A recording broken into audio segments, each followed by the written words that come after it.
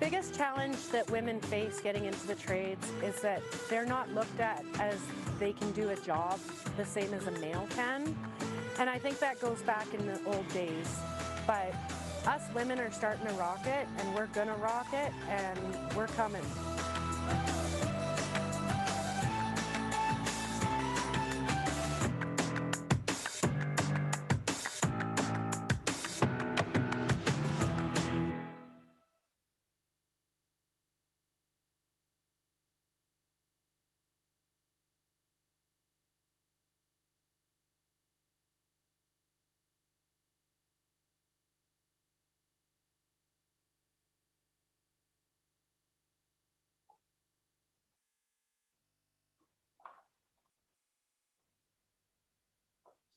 Welcome back, everyone.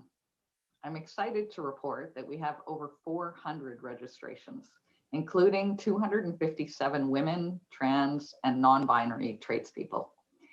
If you're just joining us, please note that you can access the closed captioning on your desktop. Click on the CC or live transcript button on the Zoom menu to the right of the chat button. In the mobile app, click the More button on the control menu. The font size can be adjusted by going to Setting in your Zoom app and choosing Accessibility. Also, a reminder that more engagement means more points, and there are awesome prizes. There's an iPad and $500 gift cards donated by the International Union of Operating Engineers, Local 115, for new trades gear up for grabs. I am personally really happy about our next session, where we get to hear from some real allies about the recruitment, advancement, and retention of women and other underrepresented individuals in the skilled trades industry. One of the things I love about this panel is that it was a committee of tradeswomen who chose the panelists for the great work that they're doing. The panelists weren't put here for political reasons. They were put here because tradeswomen are appreciative of the work that they're doing. Again, we're hoping to leave time for the panel to answer a few questions at the end. So please put your questions in the Q&A and Huba. And I told the panelists that I would be encouraging all of you to ask hard questions, so feel free. It's my great pleasure to introduce the moderator of this panel, Shelley Gray, the first female CEO for the Industry Training Authority of BC, and the presenting partner sponsor for Women Build BC 2021. Shelley is one of those individuals who walks the walk and is as tired of talking about women in trades as I am, so is committed to making real change. With her innovative leadership, BC is well on its way to increase the proportion of women in the trades beyond the national average of only 4%. I'm honored to work under Shelley, and I'm excited to hear the next panel. It's important to note, again, what great allies all of the panelists are. That's not to say that there isn't more work to be done, there is, but I look forward to hearing them. Over to you, Shelley. Fantastic, and thank you very much. And just wanted to start off by acknowledging that I'm joining you today on the unceded Coast Salish territory, the traditional land of the Musqueam, and I'm thrilled to be here with you. Thank you, Lisa, and you're right, we do have a fantastic, talented panel of allies, but I just wanted to start by just acknowledging the panel that just finished. Wow, what a powerful group. And, you know, I'm not a tradeswoman, so I always listen to stories like the ones we heard today in the panel, and I just have such admiration for the perseverance, the passion, the support for one another that you see there. And it's inspired a lot of the work that we do at ITA. And I can honestly say that at ITA, you know, we are passionate about creating a skilled workforce for the future that is diverse and inclusive and welcoming to anybody who wants to participate in that.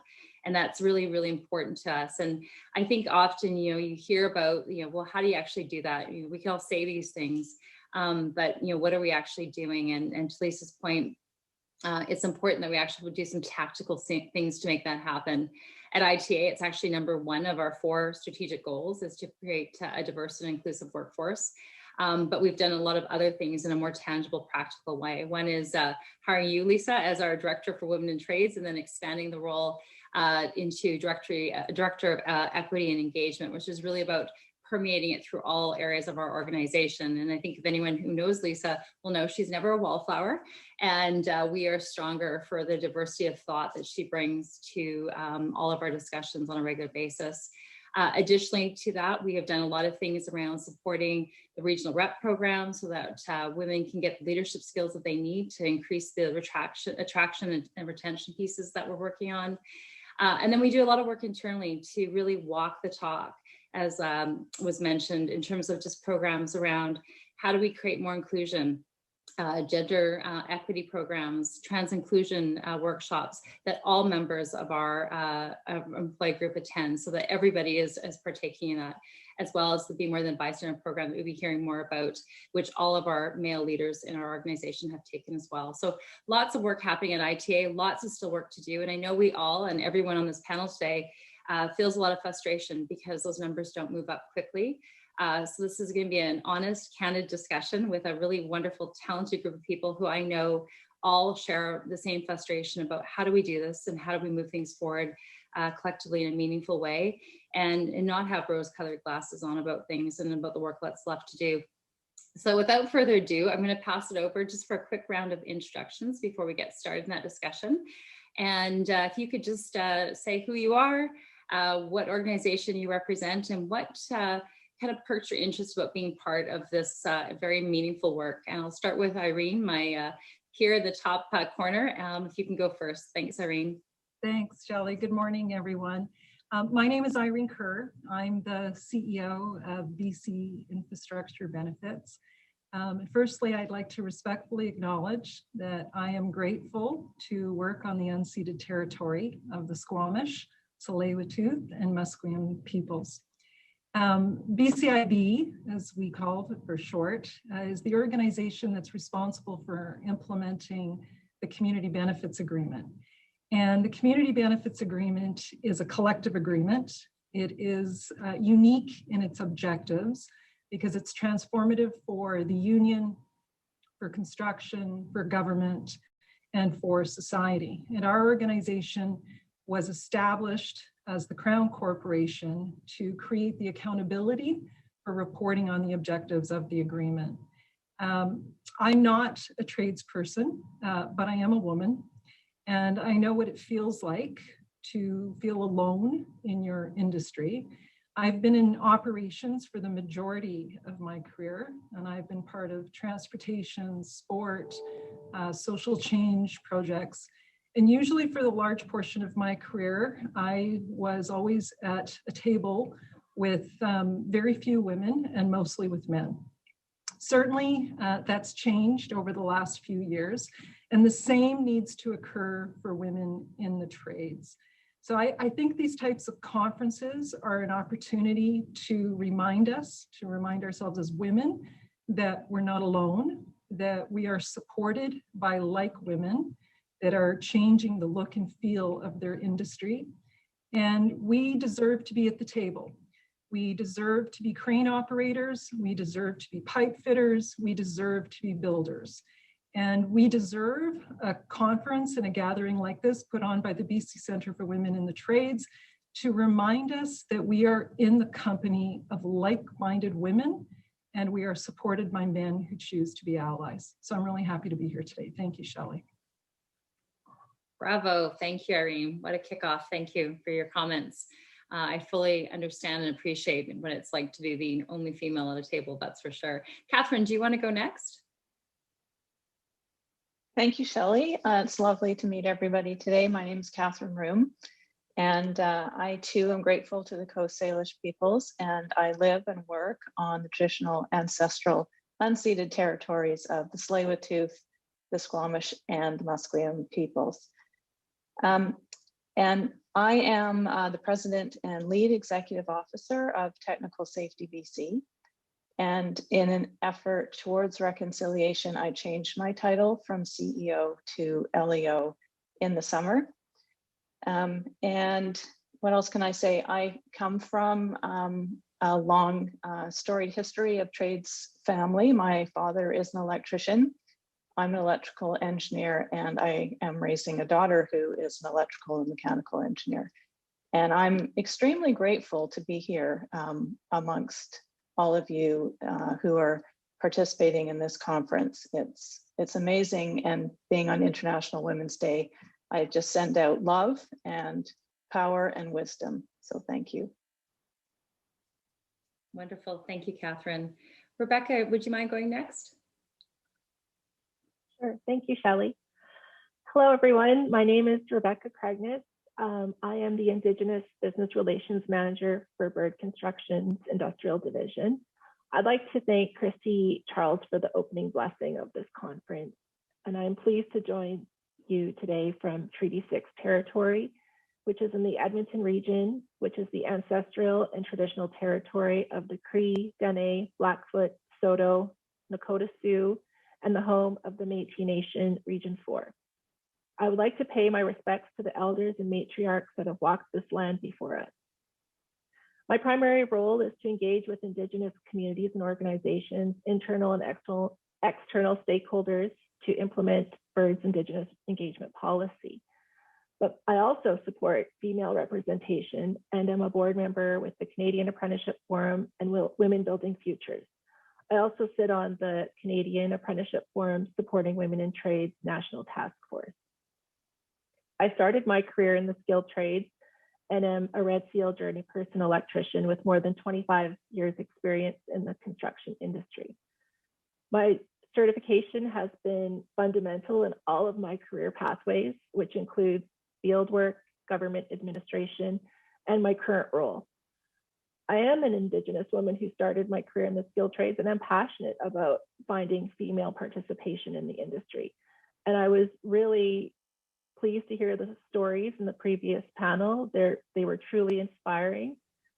But before we move forward, I think we need to recognize the women who chose to challenge the norms and worked in the skilled trades before us, those trailblazers who paved the way, starting in World War II, when many women were invited to participate in skilled trades, and the challenging times through the 50s, 60s, 70s, and 80s, where it was uncommon for women to be in the field. I started my career in the mid-1990s, where it was still somewhat accepted, but uncommon for women to be in a trades role. I thank these women for navigating and creating a path for us to follow and normalizing our presence on the job site everywhere. They have made space for us to be here today to have this discussion. However, after listening to the previous panel, I think we have a lot of work to do in widening the path for more women to participate. I'm honored to be asked to join this conversation with my fellow panelists today. Thank you. Thanks, Rebecca, and thanks for your comments. They're very powerful. Last but not least, Larry Richardson. Good morning, Shelley, thank you. And now for something completely different. I would like to acknowledge that I am on the land of the Coast Salish people, specifically the Kwantlen, Katzie, Semiahmoo, and Matskwe First Nations. Thank you to the BC Centre for Women in the Trades Committee for pulling this conference and this committee together. I feel extremely proud and fortunate to be able to come on as the only male on the two panels so far. My name is Larry Richardson, and I am the Provincial Training Director for CLAC. We are a multinational, multi-sector union. I'm sorry, we're a national multi-sector union. But more importantly, I'm a grandfather, a father, a brother, and I was a son. And I look forward to the learnings that we'll be gaining through today's conversations. Thank you. Great. So as you can see, we have a very talented, passionate panel for you today. So let's just kick it off with the first question. And Irene, I'll start with you again. What's one thing that you think is working well to increase diversity in trades, or something that your organization is doing that's actually helping to actually move the needle forward? Well, I think, we need to create access and pathways for women to enter the trades. In my organization, we have one of the provisions of the Community Benefits Agreement is a provision that we refer to as priority hiring that I'm going to talk a little bit about. But I'm going to start by saying that I think that we all have an affinity bias. Generally, we prefer candidates that look and behave like we do. And that's usually why the same people get hired over and over again. So in our hiring practice, we are anonymizing resumes. We remove any reference to name or gender before we ask our union partner to review for skills qualifications. And if the individual is qualified, then they get put onto a dispatch list. And back to priority hiring. So we apply a continuous process through the life of the project to hire women and others from underrepresented groups. We also know that the number one reason why women and Indigenous peoples are leaving the construction world is because they face discrimination or racism. So we've developed a program that's aimed at taking action against racism and discrimination on the job site and fostering a more respectful work culture. We call the program the Respectful On-Site Initiative. The acronym is ROI. And that's intentional because we need to invest in people if we are going to have a chance at achieving sustainable change. So early on in our organization, we saw the value of the BC Centre for Women in the Trades, and we partnered with BCWIT. We wanted to leverage the Be More Than a Bystander program along with Indigenous cultural competency training and our anti-bullying and harassment policies. These form our Respectful On-Site Initiative program. So we also knew that for our organization to be a progressive construction employer and support equity members, that we needed to have a real presence on the work sites. So we employ site representatives. They are our eyes and ears working with the contractors, and they're there directly to support the employees on the site. So these three levers, priority hiring, Respectful On-Site Initiative, and site representatives are all tools that we're using to assist and increase and sustain diversity on our job sites. Fantastic. I love the ROI and the various levers, because you're right, you have to push at different places to move things forward. Catherine, from your experience, and you and your organization have been in this work for a while, what's some of the things that are working that you think that are happening both in your organization and just to increase diversity overall in skilled trades? Thanks, Shelley. I have a couple of examples. So the pandemic obviously adversely affected women, people of color far more than any other demographic. And one of the things that I think is important is that as employers, we meet people where they're at. So we introduced e-health, so basically virtual medical care, just an application. We trialed it for 6 months, and it was so popular because in rural areas, it's hard to find a GP. And if you're worried about your family and you don't want to expose family members and you're a working parent, being able to actually look up and have a GP answer your questions, I think is really important. So evolving the different types of support that we give is important. Obviously paid sick time, which I know is a huge discussion that we're having nationally. So I think the pandemic has really enabled both a new look at some innovative practices about supporting people, but also really painted a stark picture about the gap and how much it's widening in certain communities, which as employers, we cannot tolerate. But I think change is hard too. So I'm gonna just sort of explain something that I thought I was proud of and then realized it was crap. I had implemented that for all of our job postings for technical people, that if we had a CV resume from a woman, that person automatically moved forward to interview. And I was on a panel actually with Nicole Wheat a couple of years ago, maybe Lisa was there and remembers this, and I was saying how this was working and we were actually starting to see change. And one of my panel members very respectfully after said, I don't think that's working the way you think because I didn't get an interview with you. Of course, that's mortifying. So I went back and asked my team and they're like, we didn't think you were serious. So change is really hard. And even when you're leading an organization and trying to put in these pathways to ensure that we have people and amazing people, talented people into the organization. I think part of our responsibility as leaders is to keep checking that they're working. So we roll out these programs, but then are they on the ground actually having the impact that we want? So two examples from me.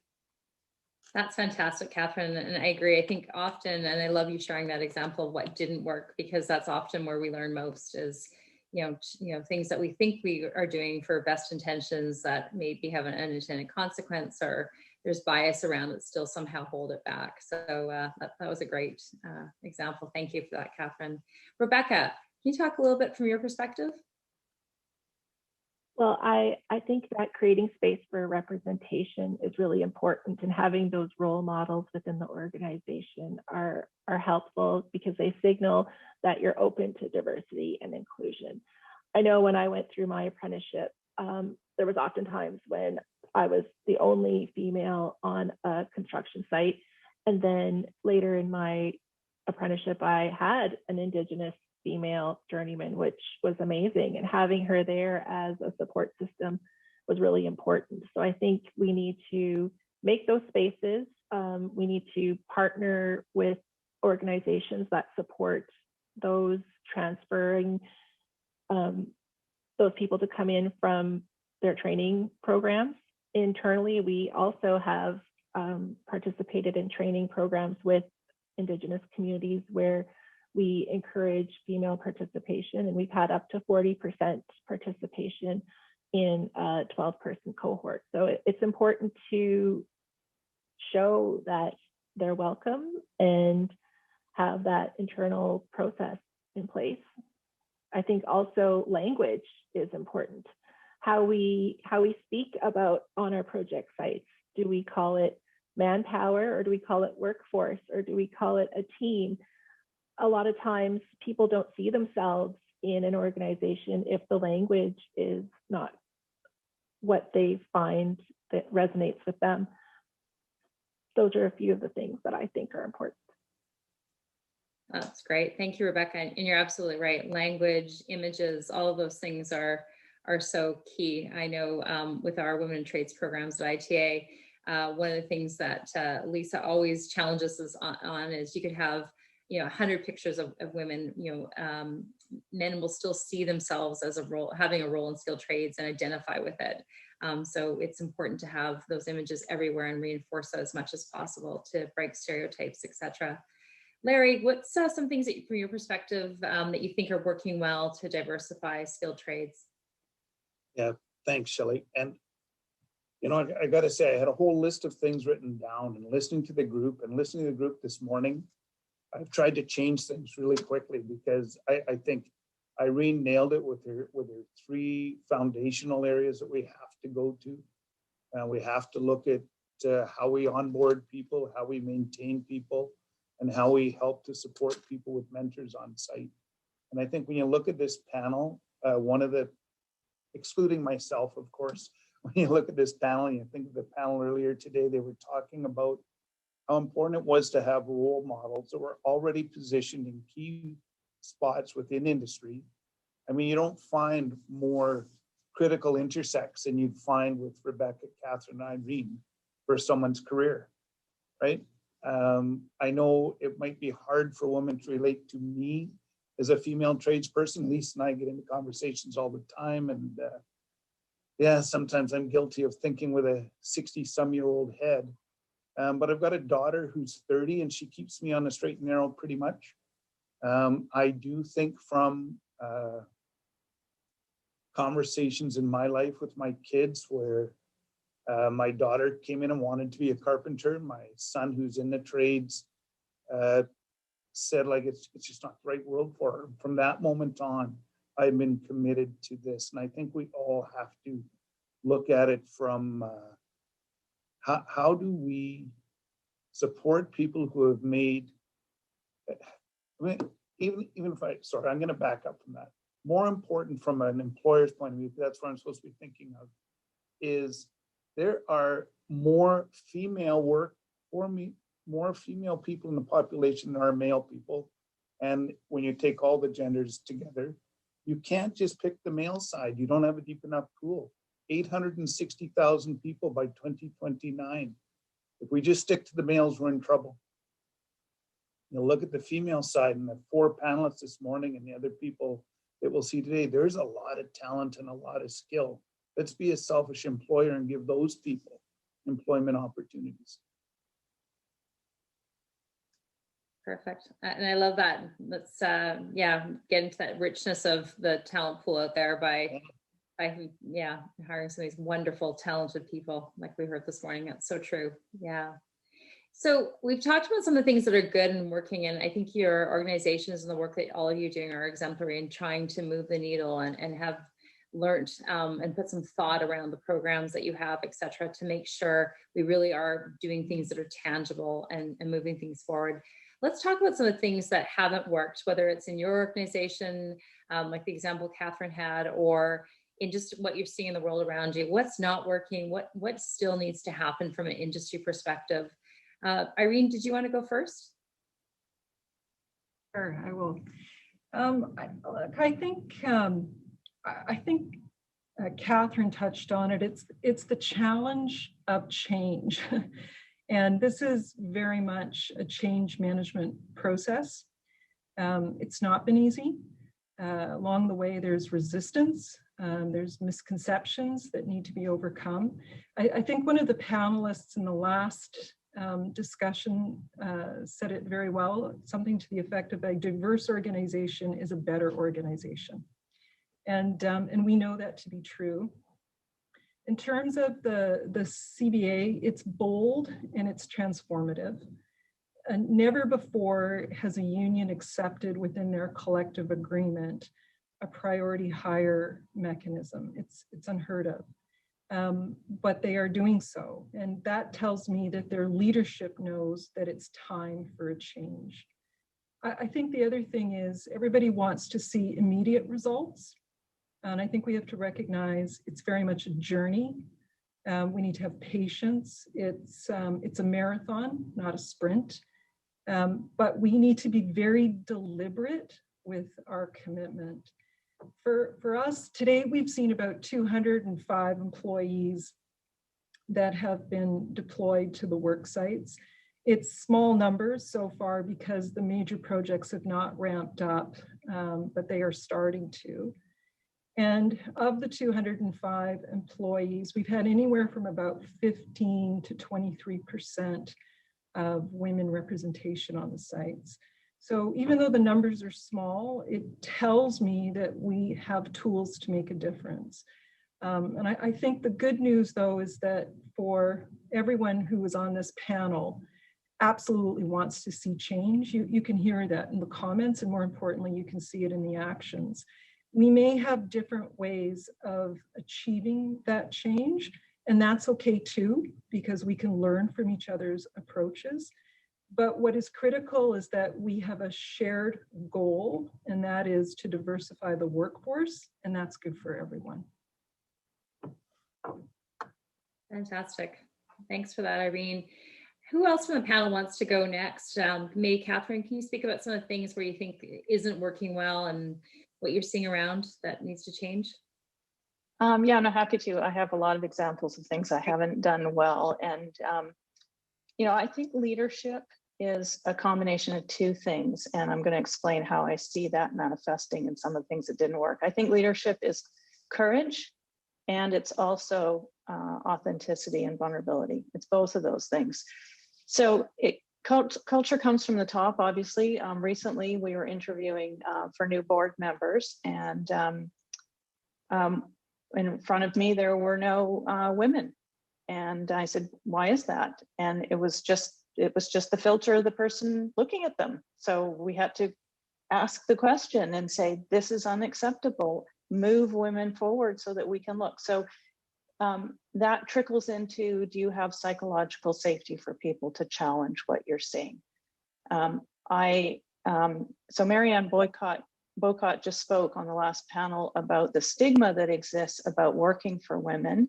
And I think that is one of the things around a workplace's psychological safety and whether or not people are prepared to challenge stigma and have the courage to speak up to that. So a couple of years ago, I was out with an electrical safety officer on a roof looking at something. I was doing a ride along, and we met the FSR at the site who was responsible for the service, and I was introduced as president of the company, and my male employee turned to this person and said, "Don't worry, she gets a lot of help." So, you know, again, there's sort of this, well, good for him for even expressing that he had concerns about the fact that his boss was a woman, but I mean, it's endemic in organizations. So I think that what I'm trying to do is make sure that if I even hear a whisper of something, I look into it. So I had about 6 or 7 years ago, an electrical safety officer tell me that she was struggling to be able to be allowed to write her qualifying exam within the organization. So extremely qualified person, but for some reason wasn't given access to this exam. So I looked into it, and basically she was being cock-blocked by a whole bunch of the supervisors. And you know, she had the courage to come and talk to me about it. I had to then go back in and ask, why is this happening? There's no real reason. She wrote the exam and got the highest mark of anyone who'd ever written the exam. So it is so imperfect still, and I really think about how my responsibility is to allow the conduit of communication to me to say, this is or is not working, and then to be the person who is determined to actually unwind if things are in the way. But kudos to all of those women who have said, listen, I'm looking for allyship, let's move something forward. And I would just put out to everybody who is part of the conference, and I think, you know, everyone who's on this panel is your ally, and if things are not working, we're there right next to you to help, and we will go and help and make it happen. And that's a call I think that maybe too often we actually don't say, which is phone me up, send me a text, and I will be there to support. Fantastic, Catherine. I see lots of nodding heads from all the panelists, and absolutely, we are all here as allies. And I think I love what you said about just catching those moments, and for all leaders out there in industry to catch those things and question it and say, you know, why is it happening, or why is that the case, is so important. Sometimes it isn't always the grand big programs and initiatives. It's those little, you know, micro pieces along the way that we can catch to make a difference. Rebecca, do you have anything to add to the conversation? I'm sure you do. I agree a lot with what Catherine's saying. I think half-hearted inclusion sometimes is a challenge. We almost fall into tokenism when we force the issue or force hires, and that can cause resentment within the organization and can cause problems with true diversity. I think we need to meet people where they are. We need to understand what they want from a career in the skilled trades. And sometimes marginalized groups don't want to be singled out for their diversity. And you have to understand and respect where they are on their journey and kind of let things happen more organically. But there needs to be folks within the organization, especially in leadership, who have that agency to speak up on behalf of people. I often am in construction sites or in rooms with groups of men where we're working on building a team, and I say, where are the women? Why isn't there a woman here? And they say, well, we don't have any women. I said, well, I'll find you some. So we have to have the confidence to speak up and make space. Thanks. Wonderful. Larry, do you have anything to add to the conversation? I agree with your point, Rebecca, about making space and meeting people where they're at, because you're right. Sometimes drawing attention to some of it isn't necessarily helpful for everybody. Yeah. Larry? Shelley, I think it was 2 years ago at Supporting Women in Trades out at a CAF conference that one of the people I respect in this sphere was Tracy McKinnon with LNG Canada, and they'd done a great research program because of the work that was going to go on at Kitimat. They were looking for, where do we get the talent from across Canada, and how do we also at the same time be proactive in our recruitment to support developing women in trades. It was something that the organization was very, very committed to. And so they'd gone across Canada doing, I believe it was 7 working groups to decide how should they best do it. And there was a presentation done on stage and the whole room got angry. There was a room full of mostly women in trades, and they were angry because the solution was a 200-room site within the LNG site. It was just going to be for women, and then there was a general housing place. And LNG was doing this all with the best of intention. It was the direction they were given from the research groups. But the room was dead certain. You are welcome to give us preferential hiring because we want the jobs, because we've been industry has not been hiring enough of us to date. So be proactive in the hiring, but do not separate us on the job site. We don't need to be a target. We need to be included. We need to build a community of inclusion. But yes, please proactively hire us because we do need that. And it was a learning for myself in particular. I looked at what other things did I just assume was correct. Right? To me, it made sense that they would want to do this, and that they'd found this out of 7 working groups. And then the room was extremely adamant. And now you've got your place out at LNG Canada, which I think is being extremely successful. I remember that room very well, and you're right. There was a lot of pushback for what seemed like something done with very best intentions. Yeah, which is often what happens is, in those cases, yet has some unintended consequences in how we do it.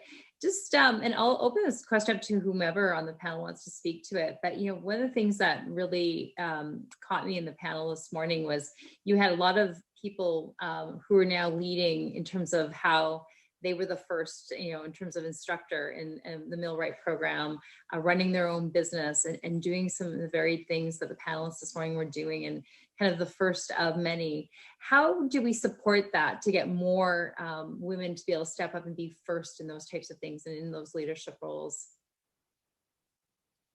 Can I maybe try and go first this time? I'll try a different order. Although when you're golfing, you try and keep the same order all the time. Okay. It's good luck. But I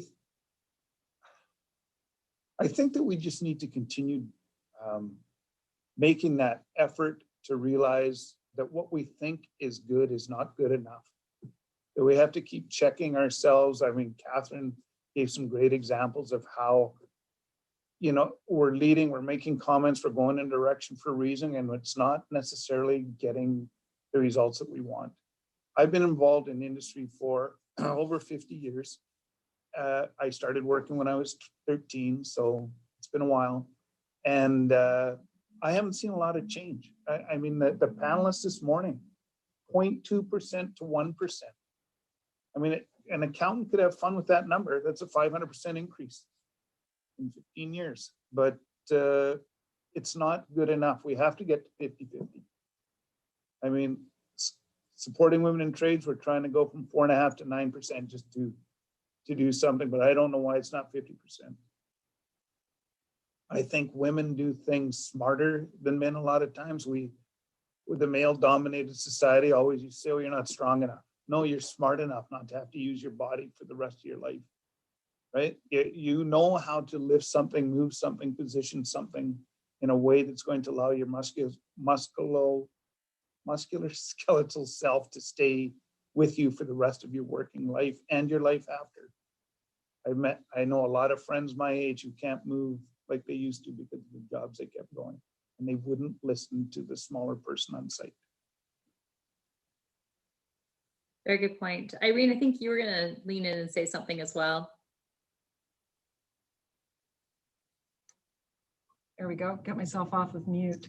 Look at I think think it's really important that we acknowledge the culture and how important it is that we are, you know, relentless and having the will to change the culture. And there's this expression, you know, culture will eat strategy for breakfast every single day. And so, you know, you can have the best laid plans for a project, but you're going to hold back on your success if the culture isn't right.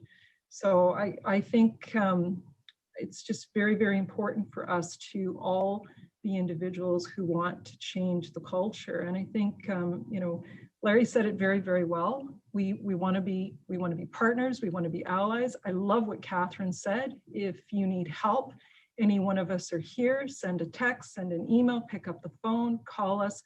We absolutely want to see change and we want to make a difference. And so I think it's just good to know that you're not alone. You're not alone. You have allies, you have people who want to walk the path and break through the walls with you. Well said. Thank you, Irene. You know, one of the things I love about this with International Women's Day is this choose to challenge. So how do you see how we could choose to challenge industry, ourselves, to do better? Catherine, did you want to go first? Just recently, I've been thinking about all the subtle ways that organizations' policies put up roadblocks. And so I guess I'm choosing to challenge. I'm two examples.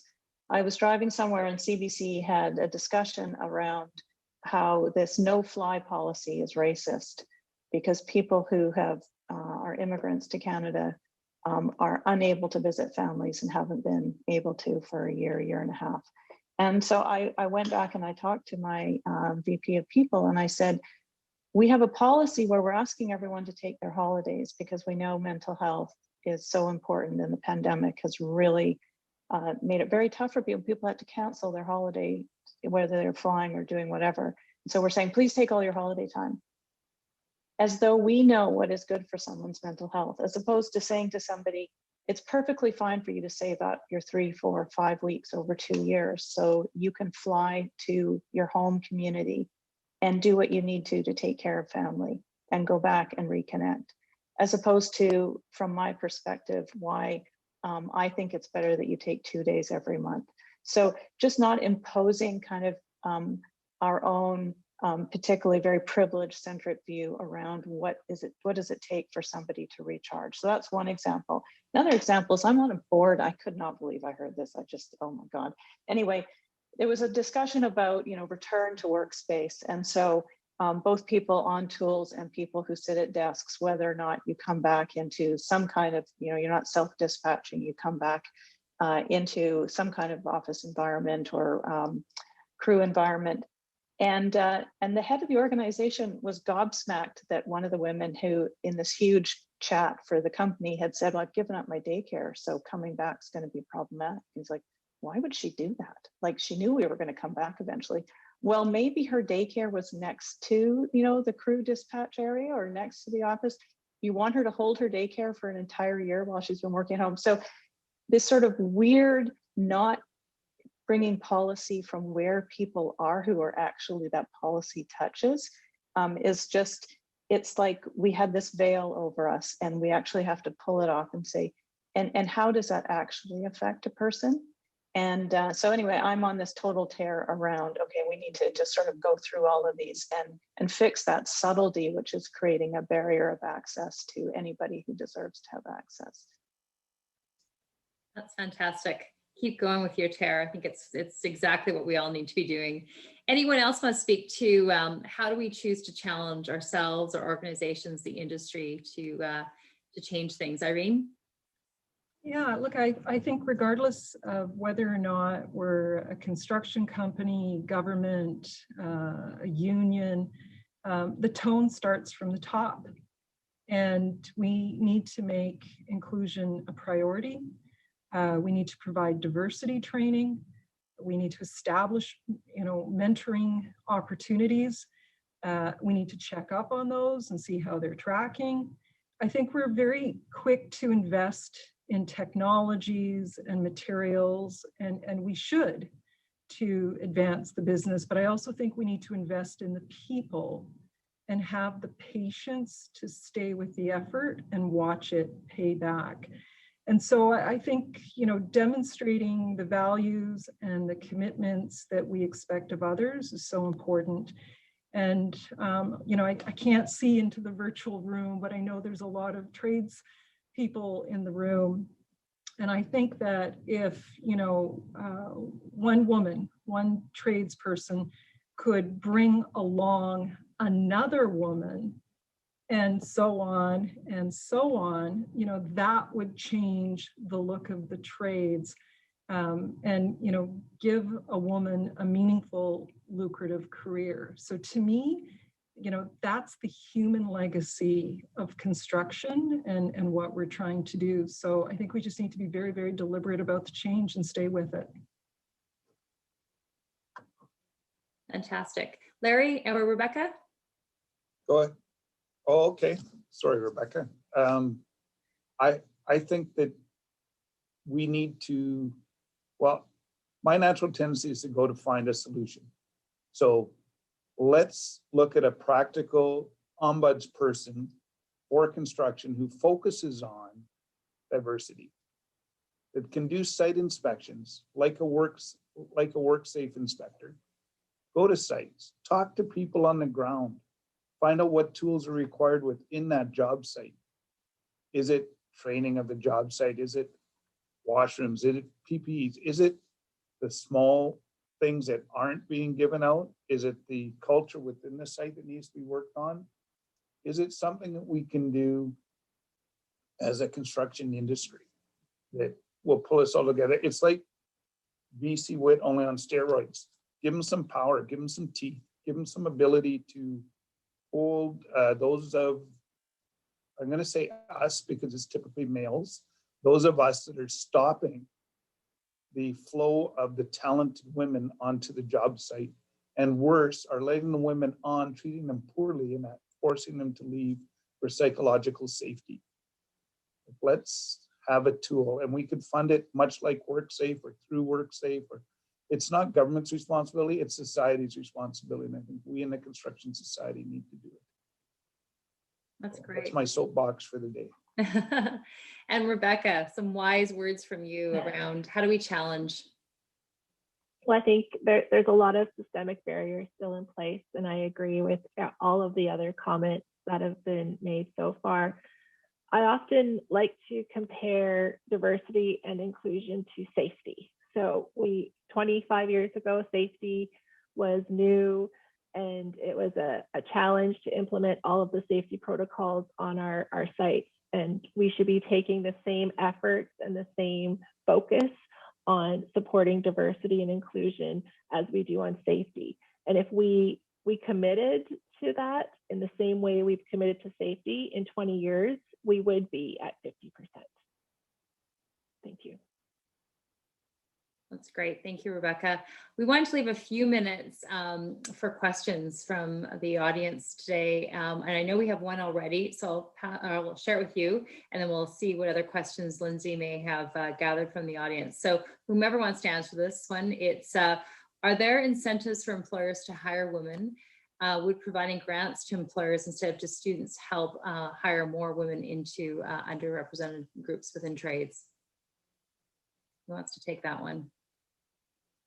Well, I think that's a public policy discussion. And just like we just talked about increasing capacity for ensuring work sites are safe, BCIB could actually have its funding increased by a factor of 10 and be the entity to allow its grants to go out to private sector companies.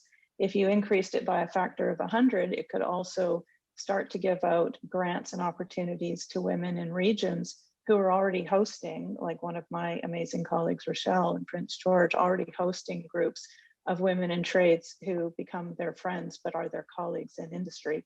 So this is a question of public policy will to increase the level of funding, in my view. Great, thank you for that. Lindsay, was there any other questions that you had for us? Sure thing. I have one right here. Sometimes priority hire systems for underrepresented groups can create a challenge when others may think that these people are only being hired because of this process. How can employers and industry work to counter this narrative? That's a great question. Irene, did you maybe want to start? Because I'm sure you must be running into that to some degree. You had to think about that as an organization.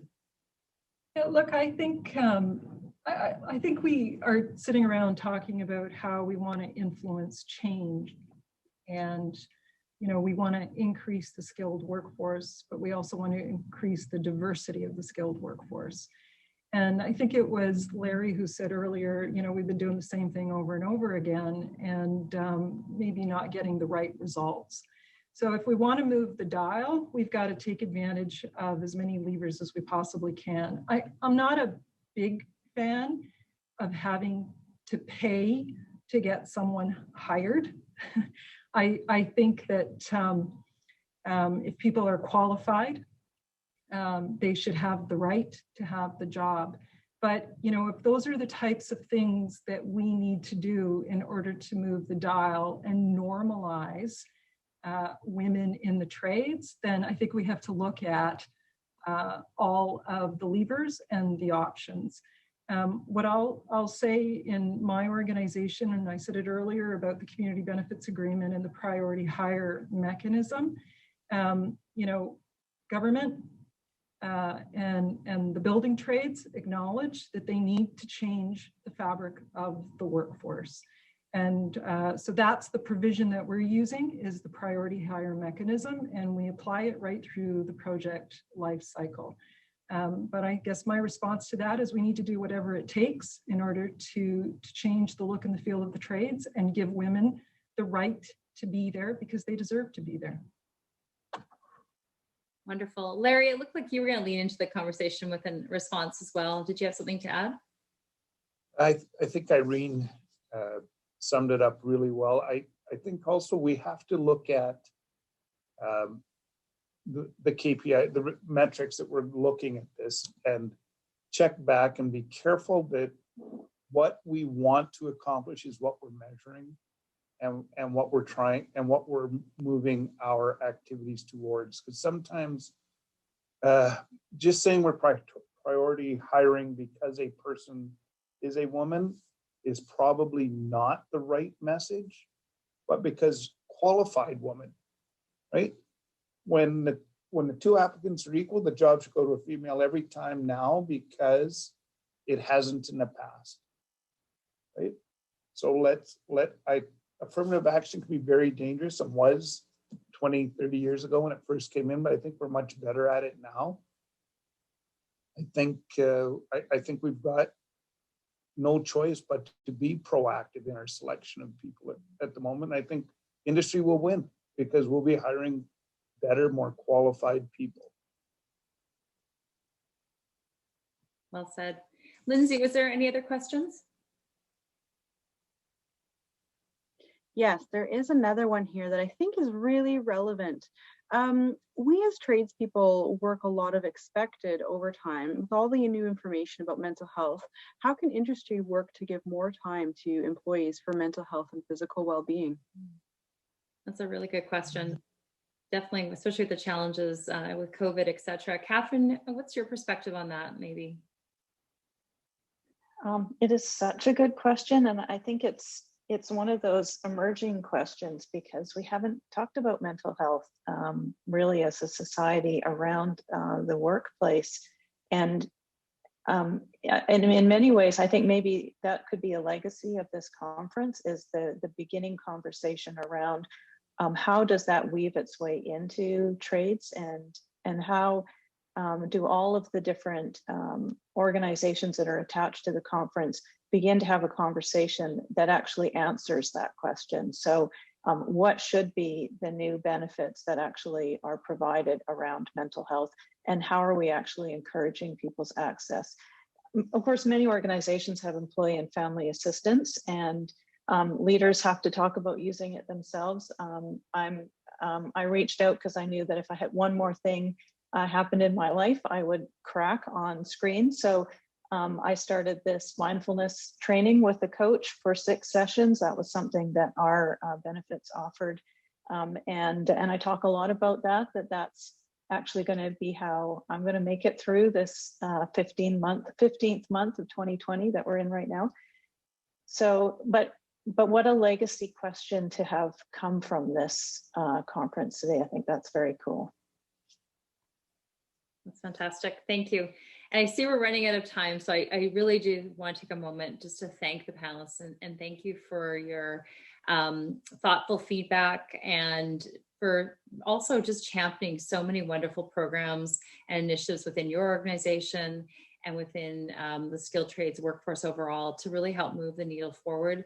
I hope for the tradeswomen who are on here today as an audience, you realize, as Catherine said, you have a group of allies who are here on trying to push the envelope and move things forward. And it's with gratitude and admiration really for all these wonderful tradeswomen who we know are persevering and dealing with challenging circumstances. And we want to see a better future for all of you and for those to come behind you. So I hope that you know that support is there.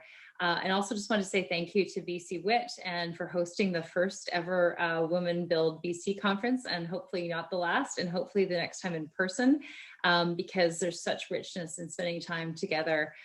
So hopefully that will happen as well in the future. So thank you very much to everyone who joined today. And I think I'm turning it back over to Lisa. Awesome. Thank you so much, Shelley. As I said, it was a committee of tradeswomen who put this panel together, who chose the moderators, who chose the panelists. And I have to say, from a tradesperson's perspective, you did a fabulous job. So thank you all. And more importantly than thanking you for the work that you did on the panel, and I've gotten so many messages from the conference committee as well as in the Q&A on the Who app about what a great job you all did.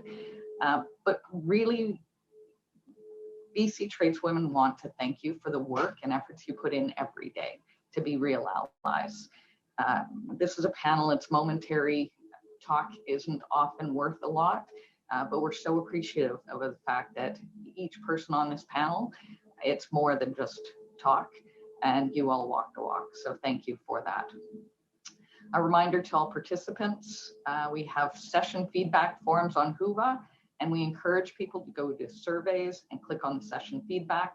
There's one for each session, and filling them in will give you more points to win the prizes.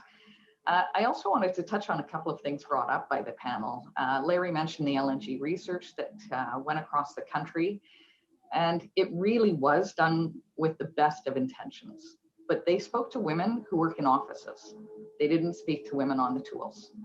And as the saying goes, if we aren't at the table, we're on the menu. So a challenge for the future for all of you, if you do want to do things for women in trades, make sure you're talking to women in trades. And Rebecca, when she was speaking, thanked the trailblazers who I'm so grateful I get to stand on the shoulders of.